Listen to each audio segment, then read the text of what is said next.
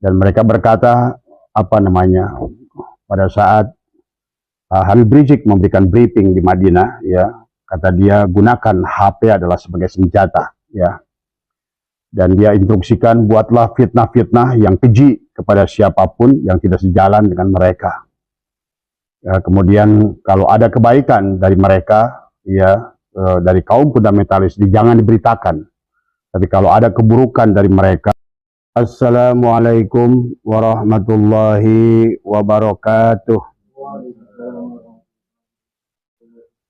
Selamat malam sahabat dimanapun berada. Semoga malam hari ini sahabat senantiasa diberikan kebahagiaan oleh Allah Subhanahu wa Ta'ala. Pada malam hari ini Abah ingin membahas tentang ada sebuah hadis dari baginda Nabi, adalah yang beliau pernah bersabda bahwa orang Yaman itu harus dikembalikan ke negaranya. Itu tentu saja adalah baginda Nabi berkata adalah di Madinah, ya. Jadi maksudnya adalah orang Yaman yang ada di Madinah dan di Mekah. Tentu baginda Nabi adalah bersabda demikian, adalah pasti ada hal yang beliau pahami yang barangkali kita tidak pahami. Kemudian juga sahabat Bung Karno, ya, pernah akan memulangkan orang Yaman, ya. Tapi kemudian atas jasa tokoh-tokoh dari NU, maka rencana Bung Karno untuk memulangkan orang Yaman itu adalah tidak jadi, ya.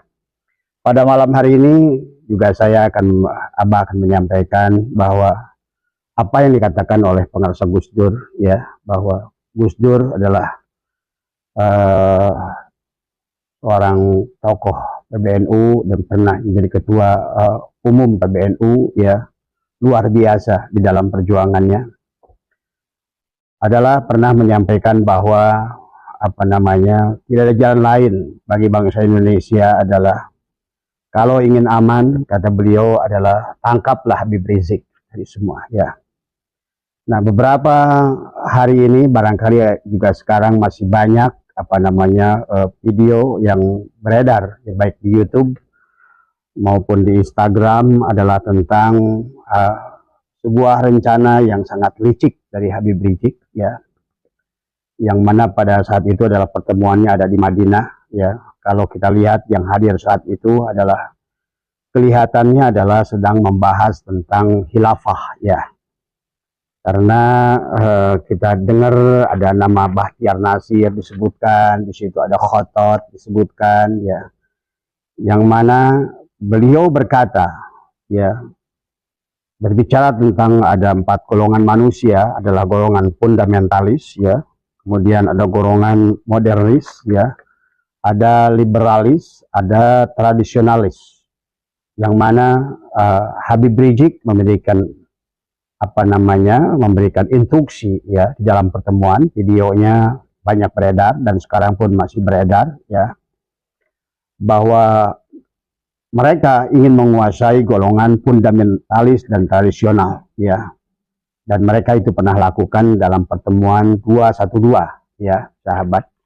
Nah, yang saya ngeri daripada apa yang dirancang oleh Habib Rizik ini, ya, tadi semoga pada malam hari ini kita akan membahas tentang Habib Rizik, tentang Habib Usman bin Yahya, tentang Vandenberg, ya, tentang Snokor Gronye, ya, tentang fitnah-fitnah Ba'alwi yang luar biasa, ya, untuk bangsa ini, ya. Barangkali ada kaitannya dengan hadis baginda Nabi tadi, pulangkanlah orang Yaman ke negaranya, ya. Barangkali mungkin ada budaya yang banyak yang tidak cocok dari orang Yaman ini kalau berada dimanapun mereka berada, ya. Apa yang dikatakan oleh Habib Rizik kepada kaum fundamentalis, ya, kaum fundamentalis adalah orang-orang asli pribumi yang tradisional, ya, dan mereka berkata pada saat Habib Rizik memberikan briefing di Madinah, ya, kata dia gunakan HP adalah sebagai senjata, ya, dan dia instruksikan buatlah fitnah-fitnah yang keji kepada siapapun yang tidak sejalan dengan mereka. Ya, kemudian kalau ada kebaikan dari mereka, ya, dari kaum fundamentalis, jangan diberitakan. Tapi kalau ada keburukan dari mereka, buat berita yang besar dan viralkan, dan terus dibuat fitnah ya lewat WA, lewat Instagram ya tadi semua. Ini sebuah akal yang sangat, kalau menurut saya adalah Kang Rizik ini sangat bahaya tadi semua ya tadi. Kemudian beliau katakan lagi kalau ada gelar, apakah gelar kesarjanaan, gelar masyarakat dari orang-orang yang berseberangan dengan dia, jangan disebutkan gelarnya biar nampak di masyarakat adalah orang-orang bodoh ya. Kemudian Habib Rizik juga berkata jangan berikan ruang adalah kepada mereka di media mainstream ya. Dan dia juga berkata bahwa dia sudah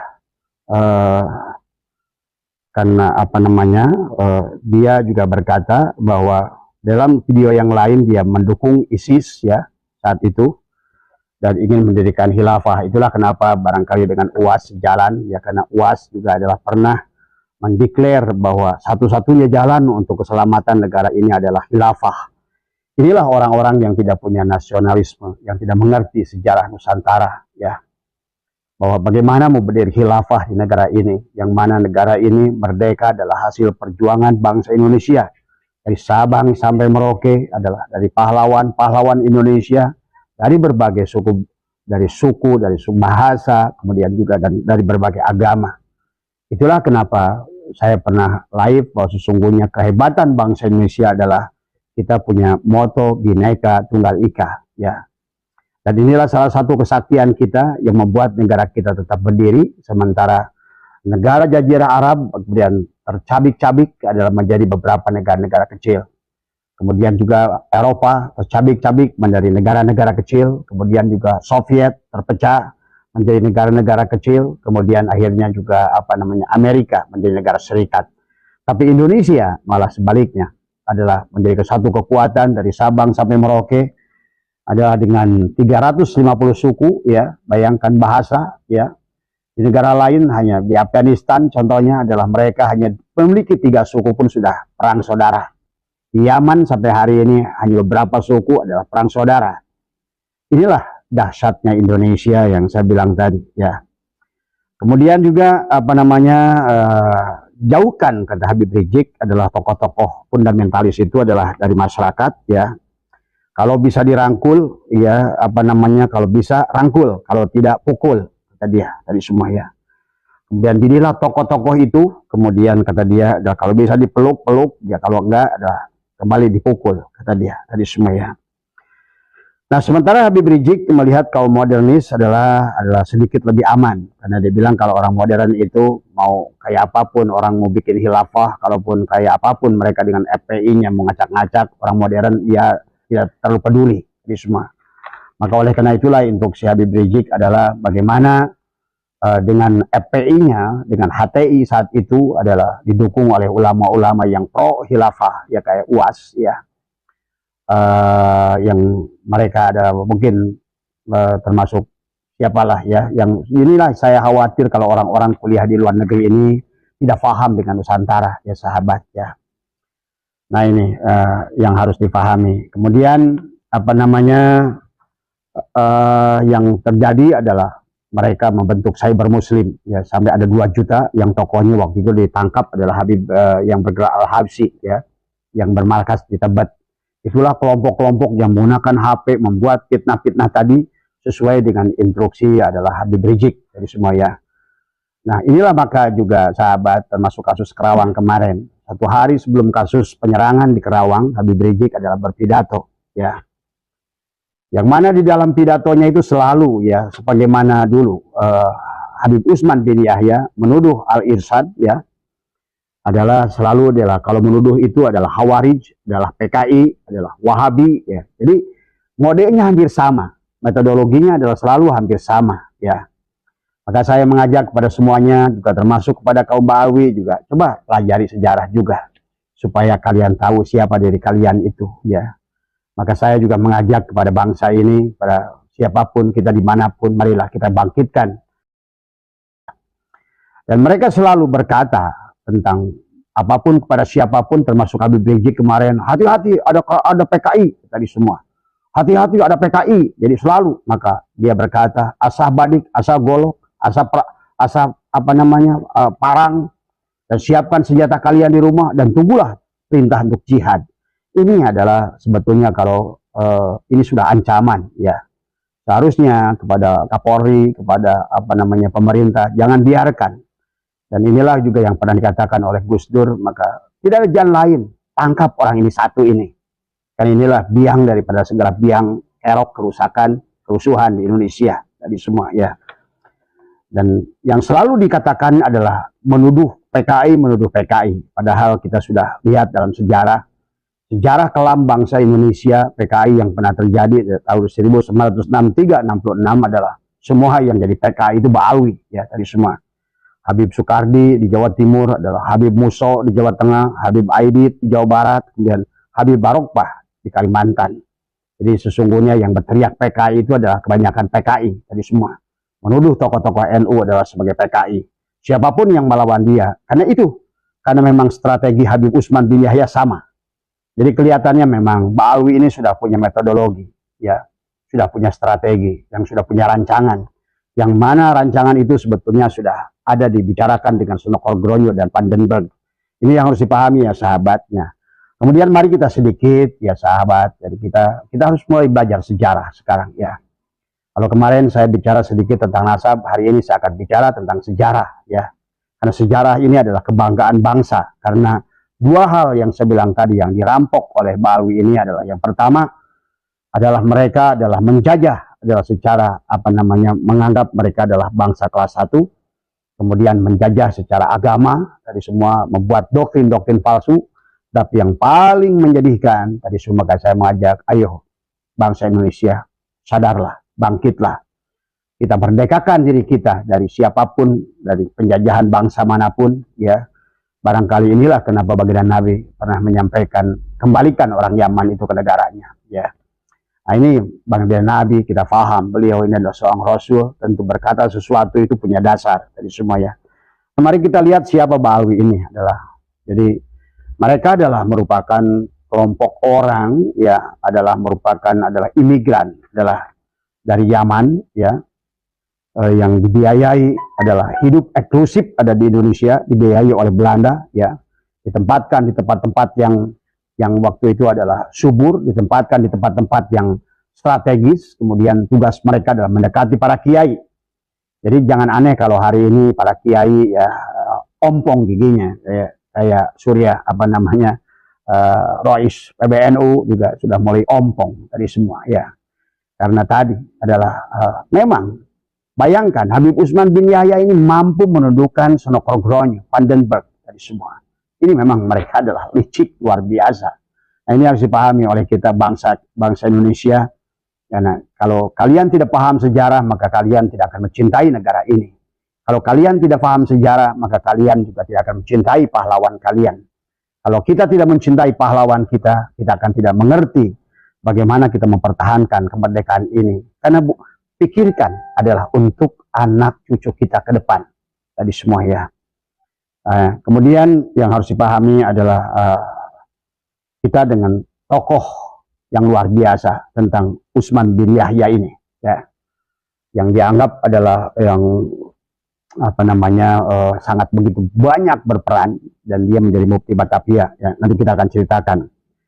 Maka atas usaha Sonokrogonyo, ya, setelah melakukan penelitian, maka Sonokrogonyo adalah seorang Belanda, ya, yang kemudian dia sudah masuk Islam, ya. Setelah itu dia melakukan penelitian, dan dia mendapatkan penelitian dari Vandenberg, ya. Vandenberg ini seorang peneliti, dia paham betul tentang budaya orang Indonesia dan Muslim Indonesia. Maka setelah penelitian Vandenberg itu adalah mereka mengambil kesimpulan adalah bahwa tiada jalan lain adalah bagaimana menggunakan saat itu, ya, tokoh sentral, yaitu namanya Utsman bin Yahya, untuk membuat sebuah fatwa. Dan disitulah yang kita kenal, ya, dengan kitab adalah Manhajul Istiqomah, ya. Bahkan saya pun punya kitabnya, ya. Nanti kita akan baca, ya, kitab Manhajul Istiqomah. Jadi, ya, sebetulnya Habib Utsman ini lahirnya di Pekojan, tadi semua. Dia sudah lahir di Indonesia Habib Usman ini. Tetapi inilah kembali bahwa kenapa dia berpihak pada Belanda, bahkan dia luar biasa mati-matian membela Belanda. Kemudian bahkan pada saat Belanda pun sudah pergi dari sini, walaupun sempat Ba'alwi ini adalah kelimpungan, maka dia bersandar pada Jepang, ya. Bahkan Habib Usman bin Yahya ini sampai untuk menghormat matahari pun mau. Kan inilah tadi dengan gulden yang sedikit, orang ini dia siap rela melakukan apapun untuk Belanda tadi semua, ya. Maka oleh karena itu pahami, ya, dalam kitab Manhajul Istiqomah adalah Fiddini wal Salamah ini adalah dijelaskan. Yang mana di dalam kitab itu adalah nanti terutama adalah di halaman 21 ya sampai 24 di kitab itu saya tadi barusan baca ya sebelum maghrib ya. Dijelaskan tentang 22 fatwa ya yang dicetuskan oleh Habib Usman bin Yahya, yang mana dalam fatwa itu adalah bahwa perjuangan orang pribumi untuk memerdekakan dirinya adalah gurur. Maka para pejuang saat itu adalah dianggap penjahat oleh Habib Usman bin Yahya tadi semua ya. Maka dianggap sebagai perjuangan mereka adalah tipu daya setan, jihad orang-orang adalah yang salah, adalah bid'ah yang yang dolalah tadi semua karena melawan pemerintahan yang resmi Hindia Belanda ya. Tapi dia lupa bahwa sesungguhnya orang-orang yang berjuang untuk negaranya itu adalah orang-orang yang sesungguhnya adalah ingin memerdekakan, bukankah diperintahkan tadi semua ya. Kemudian yang kedua juga Habib Usman bin Yahya adalah menyalahkan penganut Thariqah ya, Sajiriyah, adalah Qadiriyah saat itu, Naksabandiyah, Qadiriyah wa Naksabandiyah ya, Khalidiyah, dan semua Thariqat itu dianggap adalah juga gurur oleh Habib Usman. Thariqat itu adalah dianggap sebagai sesat. Tadi itulah kenapa Belanda saat itu pernah membekukan soal Thariqat dianggap sebagai aliran sesat, yang satu-satunya Thariqat yang boleh hanya Thariqat Alawiyah. Itulah yang dipegang oleh Habib Usman bin Yahya. Inilah kong kali kong kerjasama antara Belanda dan feudalisme yang saat itu adalah dari Habib Usman bin Yahya. Dan luar biasa Habib Usman bin Yahya ini sahabat didukung oleh Belanda dengan segala apapun yang keinginannya adalah diikuti ya. Nah kemudian ini yang sangat sedih kepada kita adalah penganut Thariqah. Maka alhamdulillah sekarang Thariqah sudah mulai bangkit kembali, karena sejak lama bahwa fitnah-fitnah kepada tokoh-tokoh Thariqah Indonesia adalah luar biasa yang dicetuskan oleh Habib Usman bin Yahya. Selain dianggap gurur, maka perbuatan mursyid-mursyid Thariqah itu adalah sesat. Perbuatan mursyid-mursyid yang berjuang untuk tanah airnya adalah dianggap jihad yang adalah merupakan yang gurur. Jihad adalah daripada perbuatan orang-orang yang terkutuk tadi semua ya. Termasuk adalah perlawanan Pangeran Penogoro, kemudian Imam Bonjol, Teguh Umar, Pangeran Hasanuddin, Patimura, Sultan Agung. Ini dianggap oleh perjuangan mereka oleh Habib Usman itu adalah dianggap gurur. Mereka dianggap penjahat, mereka dianggap ekstremis, mereka dianggap teroris tadi semua ya. Kemudian nah itulah saat itu karena kedekatan Senok Horgronya dengan Habib Usman setelah munculnya, nah inilah sebetulnya kitab inilah. Maka kalau Anda ingin beli bisa beli di Shopee ya, kitabnya adalah yang terkenal adalah Manhajul Istiqomah Fiddini wal Salamah, adalah yang kitabnya berwarna merah tadi semua, dan Anda baca nanti di halaman 21 sampai 24 ya. Di situ dijelaskan tentang fatwa adalah Habib Usman bin Yahya adalah yang menyebutkan bahwa perjuangan para pahlawan yang kita sebut sekarang pahlawan itu oleh Habib Usman dianggap penjahat waktu itu tadi semua ya. Jadi banyaknya pejuang Indonesia dari kalangan ulama ya yang menjadikan Habib Usman dengan kitab itu ya, maka terjadilah pengharaman daripada jihad. Jihad adalah dianggap sebagai perbuatan yang haram karena dianggap sebagai melawan pemerintahan yang sah. Inilah sahabat, inilah juga Rumail Abbas pernah menceritakan masalah ini. Tidak salah katanya Habib Usman bin Yahya, karena dia memang saat itu negara yang ada adalah Hindia Belanda. Iya, Hindia Belanda datang ke sini kan menjajah tadi semua. Jadi kalau menurut saya Rumail Abbas kurang cerdas memahaminya. dan Rumel Abbas membenarkan apa yang dilakukan oleh Utsman bin Yahya. Tetap ya, pada saat saya pergi ke Belanda ya, di Belanda itu orang kayak Westerling itu dianggap pahlawan. Di Penogoro itu adalah penjahat. Jadi kalau istilah penjahat dan pahlawan tergantung kita berdiri di mana tadi semua. Pahlawan bagi bangsa Indonesia adalah penjahat bagi Hindia Belanda dan sebaliknya ya tadi semua. Maka kalau menurut saya ada pembelaan Gus Rumail ini adalah sangat ngaco tadi semua ya. Nah inilah yang karena tadi, jadi dianggap bahwa fatwa Utsman bin Yahya ini dianggap fatwa yang benar karena dianggap bahwa dia adalah seolah-olah adalah karyawan, seolah-olah pekerja daripada kerajaan Hindia Belanda saat itu ya.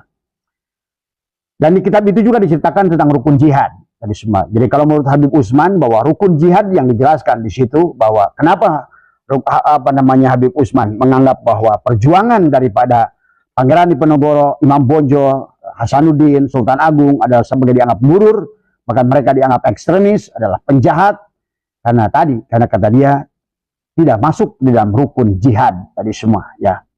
Inilah salah pandang. Berarti kalau begitu Habib Utsman bin Yahya itu memandang dirinya sebagai orang Belanda. Ya jelas.